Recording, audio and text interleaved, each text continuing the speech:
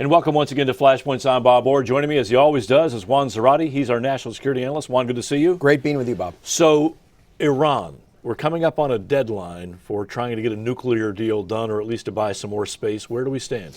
November 24th is that deadline. You have the U.S. and the Iranian representatives, to include Secretary Kerry from our side, meeting in Oman. Oman, keep in mind, was the situs of where the U.S. and Iran held secret talks in 2012 to discuss a nuclear deal.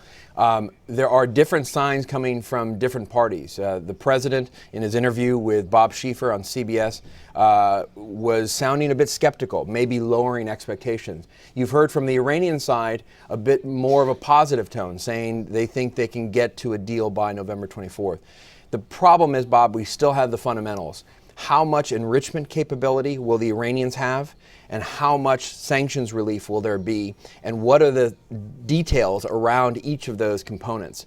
And so I don't think we have a deal yet. And ultimately, keep this in mind, it's the supreme leader who will have the veto over any deal on the Iranian side. So even if the foreign diplomats, foreign service diplomats for the Iranians are positive, ultimately it's the call of the supreme leader, Khamenei, to determine whether or not a deal is going forward. Now, the Iranians have pretty much put out a consistent statement that they think it's their right to protect the ability to develop a nuclear going forward.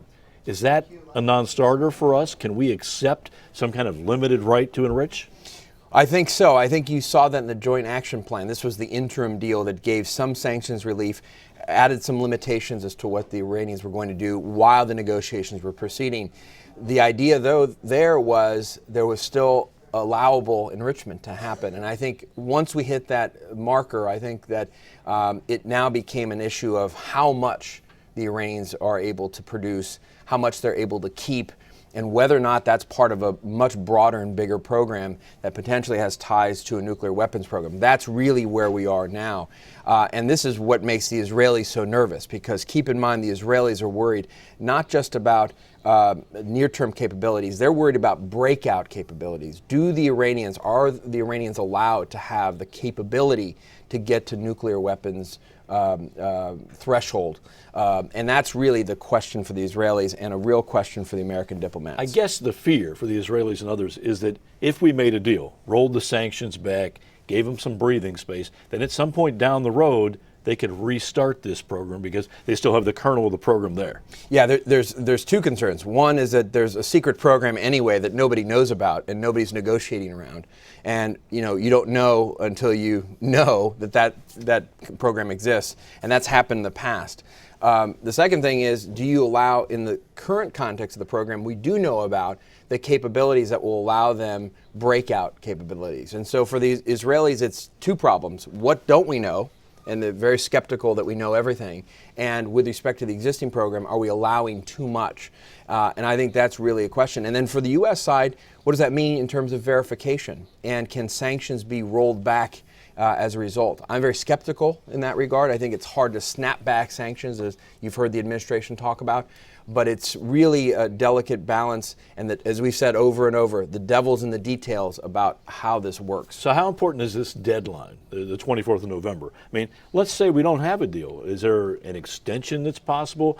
And do we run the risk of this just continually being kicked down the road? Yeah, I mean, that's really the halfway house here. Can you just extend it again? If there's good progress, there's good faith on both sides. November 24th, as the Russians have said, is an artificial deadline. And there's some truth to that. Well, it might be. Right, but at some point you've got to come to a decision and a deal.